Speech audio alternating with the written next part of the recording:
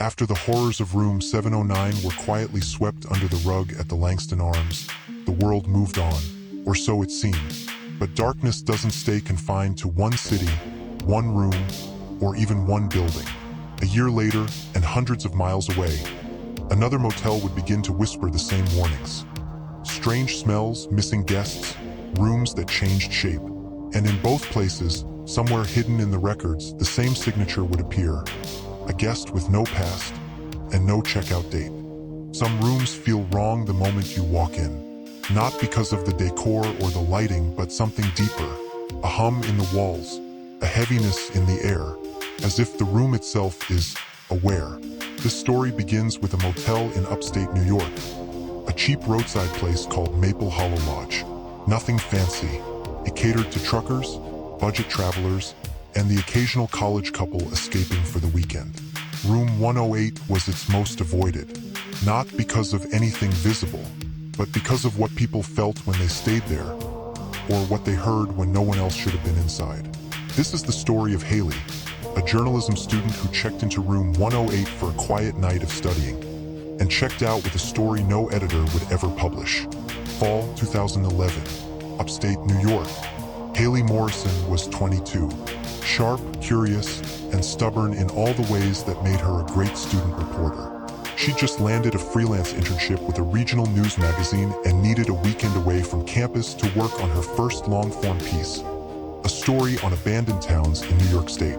She booked a night at Maple Hollow Lodge after seeing it had Wi-Fi, cheap rates, and a reputation for being quiet and secluded. She didn't need luxury, just isolation and a place to focus. The man at the front desk, Jim, looked surprised when she asked for a room. "You sure?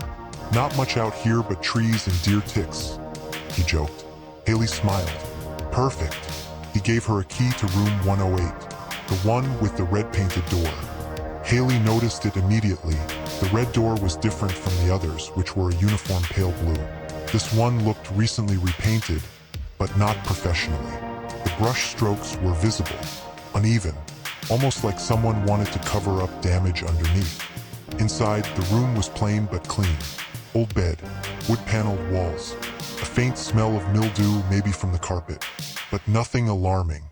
She unpacked her laptop and started reviewing her notes. Around 11 p.m., she heard what she thought was someone whispering outside the window. But when she opened the curtain, no one. She brushed it off. "Just wind," she muttered, but the sound didn't stop. Haley was recording voice notes for her article on her phone when she paused and rewound the audio, and heard something strange. In the background of her own voice, right as she paused to breathe, there was a faint whisper, "Leave the light on." She didn't remember hearing it while recording. She replayed it 5 times. It was there, a man's voice, quiet, almost pleading. She stepped outside to get fresh air. Only one other car in the lot, a rusted blue pickup. Room 110's curtains were drawn. No sound. Back inside, she tried to sleep. She left the bathroom light on just in case. At 2:17 a.m., Haley woke to a knocking sound. Not at the front door, but inside the room. It was coming from the bathroom. Soft, rhythmic, like someone gently tapping on the mirror. She stared at the door, frozen. After 30 seconds, the knocking stopped. She waited a full minute before standing and opening the bathroom door. Nothing inside, but the mirror was fogged, like someone had been running hot water. Except the faucet was bone dry. Written in the fog, "Light keeps them out." Morning. Haley hadn't slept. She brought her phone and went straight to the front desk.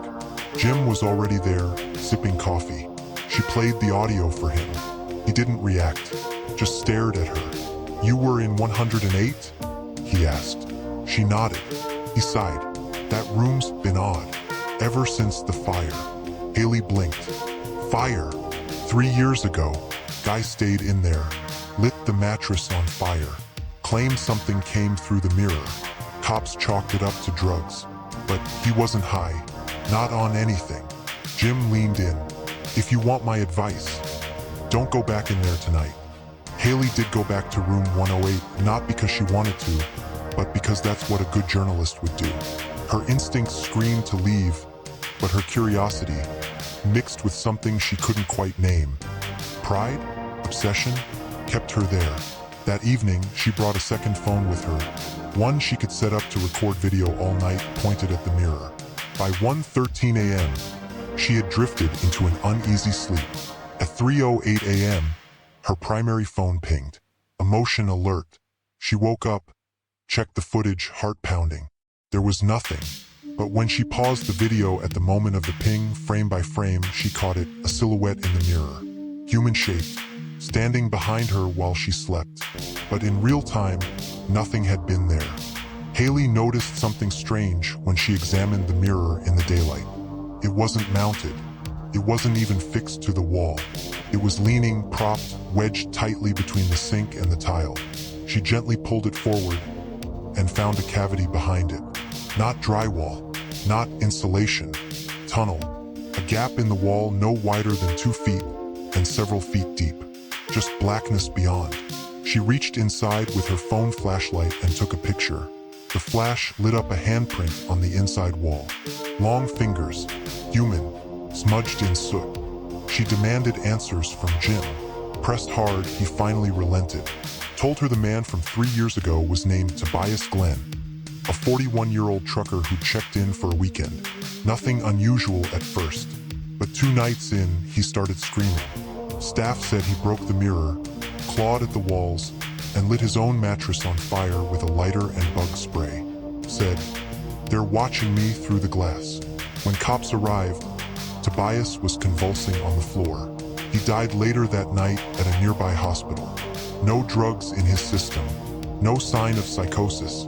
His final words were reportedly, "Don't turn off the light. The glass isn't glass. It's a door." That night, Haley made a decision. She wasn't going to run. She armed herself with a mini flashlight, taped her phone to her chest, and slid the mirror aside. The tunnel was cold, unnaturally so. The air smelled like copper and old mold. She crawled inside, heart hammering in her chest. A few feet in, the space opened up slightly, and she found something, a Polaroid photo showing a woman standing in the very same motel room, smiling. A wristwatch still ticking. A note, scribbled on motel stationery. "They live between reflections. You're only safe in the dark, if the light is on." Back in the room, Haley placed the items on the desk and turned to look at the mirror. That's when it happened. Her reflection didn't move. She stepped back. Her reflection stayed still. Then it began to smile. Slow, deliberate. Her mouth didn't move. But the thing in the mirror began mouthing words. "You shouldn't have looked behind the glass." She screamed, turned, and sprinted to the door. As she flung it open, she heard something behind her. Glass shattering, footsteps rushing, as if something had leapt through. Outside, she didn't stop running until she reached the road. She drove all night. After escaping room 108, Haley checked into a cheap chain motel an hour down the highway. The clerk asked if she wanted the quiet side of the building. She didn't care, as long as there were no mirrors. She spent the night reviewing the footage from her chest-mounted phone. The tunnel crawl, the items, the mirror. But what chilled her most wasn't the figure in the reflection. It was the audio. At exactly 3:33 a.m., as she climbed back through the mirror and re-entered the room, the mic picked up something. A whisper, barely audible. "She knows now. We're in." She hadn't heard it in real time. Determined to trace the room's origins, Haley visited the county assessor's office. There, she uncovered the motel's blueprint history, and something shocking, room 108 didn't exist in the original floor plan. It had been added later, around 1984, during a quiet renovation by a new owner who died shortly after. But here's the strange part. The space 108 occupies was once a utility closet. No plumbing. No ventilation. Just a sealed, windowless cell. No records of permits. No contractor names. And the only material shipped to the motel that year. One custom-made, silverback wall mirror. Haley visited a retired psychic named Agnes Paloma, known for consulting on missing persons cases. She brought the mirror photo, the whisper recording, and the note from the crawl space. Agnes wouldn't touch the items, said the energy was parasitic. Not a ghost, not a demon, but something that needs to be seen in order to exist. They don't live in the mirror. The mirror is a window, portal. They exist in the idea of being watched. She told Haley to destroy the mirror, but she warned her first.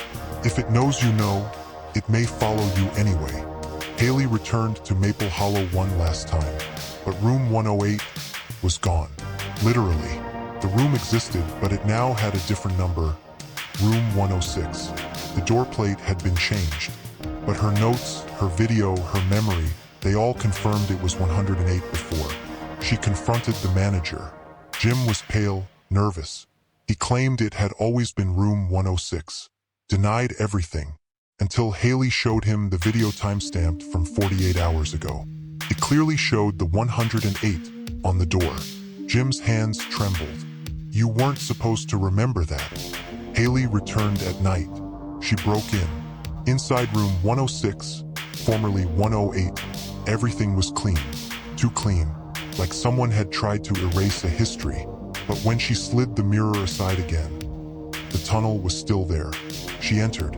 Only this time, it went deeper. At the far end of the crawl space, she found a second mirror, propped like a gate. And behind it was a red-painted door. No knob, no hinges. Just that unnatural, mirrored surface reflecting nothing. And written on the glass in what looked like burned soot. Knock 3 times if you're ready to see. She didn't knock, yet Haley stared at the mirror and the red-painted door behind it for what felt like hours. Her flashlight flickered, and the air in the crawl space grew colder. Something was waiting. She knocked once. Nothing. Twice. The mirror pulsed, like water disturbed. On the third knock, everything shifted. The mirror rippled and then it opened. Not shattered, not cracked, just silently peeled back like smoke. And beyond the red door, a room, but not room 108, not in any traditional sense. It was a perfect mirror image of her own motel room, except everything was wrong. In this mirrored space, Haley saw items from her life. Photos, her toothbrush, even her boots, all in reverse. But when she touched the bed, it collapsed into ash.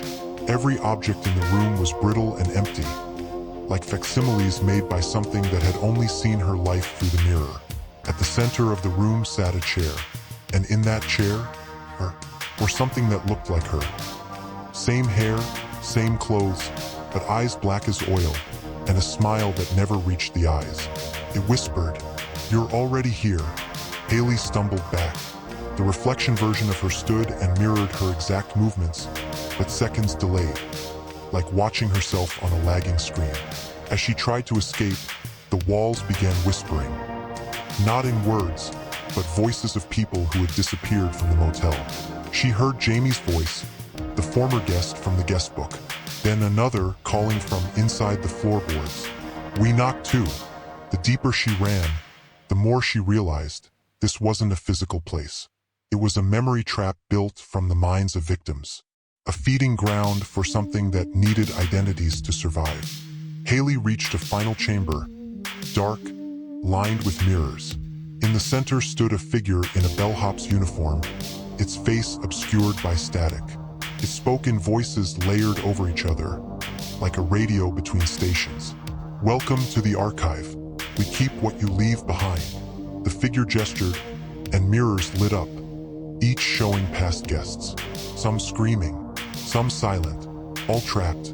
Each time someone knocked on the red door, the motel copied a version of them, kept the real one, sent back the mirror. Haley realized the version of her in the world outside might not be her anymore. Haley smashed one of the mirrors, and the room screamed. Not the bellhop, the room itself. The ceiling cracked, and the floor started folding in like burnt paper. She ran. No clear exit. Every mirror was a portal. But where did they lead? She took a gamble and leapt through one that showed her real motel room, at the exact time she had entered room 108. She crashed onto the floor, gasping. Outside, it was daylight. But as she looked in the room mirror, her reflection was slightly delayed and smiling. Haley stood frozen in room 108. The morning light coming through the curtain was warm, but everything else felt wrong. Her toothbrush was still wet, her suitcase untouched. The timestamp on her phone showed just 15 minutes had passed since she first entered the crawlspace. But the mirror was still smiling. She turned away from it, forced herself to breathe. At the front desk, the motel clerk didn't look up when she returned her key, didn't speak until she left. He muttered, "We're all still watching." Haley checked into a nearby diner to regroup. She called her sister, her best friend, even her ex. Each call rang twice, then static, then, "Haley, you're not supposed to leave." It wasn't the voice of anyone she knew. It was her own, distorted, layered with echoes. She smashed her phone on the counter. When the waitress brought her coffee, she whispered, "Your eyes look different." Haley hadn't told her name. Haley tried to drive back home, but the roads looped. Every route out of town led her back to the same intersection. Red Door Drive. She stopped at a gas station. The people there moved wrong. They blinked too slowly, smiled too widely. Their shadows stretched in directions the light didn't allow. When she asked for directions, they said, "You're exactly where you need to be." A man cleaning his car didn't even turn around, but his reflection in the window was staring at her. She returned to the motel. Room 108 was locked, now marked out of order, but the crawl space was still open. This time, she brought a flashlight, camera, and chalk, determined to document everything. Inside the mirrored world, she found more rooms, a long hallway lined with portraits. Each one had a plaque with names and dates, missing persons, some from decades ago, one from 2 weeks in the future. It was her. Haley Dunn. Check-in, April 16, 2025. Never checked out. She turned and saw the archivist again. The archivist didn't chase her this time. It walked beside her. "You want the truth? There is no one truth, only reflections." As they passed through mirrored corridors, Haley saw pieces of herself scattered in other realities. In one, she was a motel clerk. In another, a guest who never found the red door. In another, she was him, the archivist, watching herself for eternity. You see, Haley, the motel doesn't trap people. People trap themselves. The motel just gives them mirrors. Haley screamed, and for the first time, the scream echoed back from every wall, in hundreds of her own voices. Haley marked her path in chalk as she explored deeper into the mirrored maze, but the lines kept disappearing. One mirror caught her attention. It was cracked. Not a spiderweb crack from age or impact, but a single, deliberate fracture like a thin line drawn with a knife. She reached for it. The glass didn't reflect her. Instead, it showed her motel room in the real world, perfectly lit, perfectly undisturbed, with someone sitting on the bed. But not her.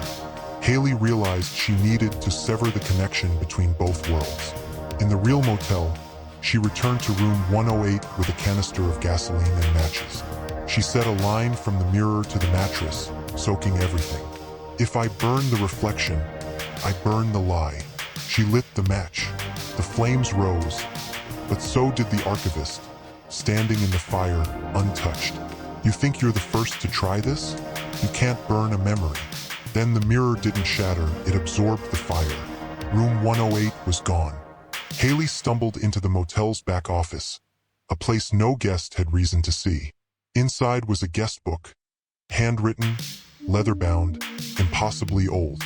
Each page listed names and room numbers. Some were crossed out. Others were smudged as if trying to be erased. Hers was at the end. Dunn, H. Room 108. Status. Observed. There were other names she recognized from missing persons reports she'd seen. One name, written in red ink, had no checkout date. Her sister. She hadn't spoken to her in over a year. Last seen on a road trip to Arizona. "You didn't forget her," the archivist whispered. "You just couldn't see her anymore." Back in town, Haley realized she was changing. Her reflection no longer blinked when she did. It smiled when she frowned. When she touched her mirror at home, it was warm. She stopped appearing in photographs. Her voice echoed twice when she spoke aloud. And then came the hallucinations or maybe visions. She would look out her window and see room 108, floating in the sky, as if hung from invisible wires. She was becoming part of the motel. Haley confronted the archivist in one final mirrored corridor. She demanded to know how to leave. He only said, "You never left. You've always been here."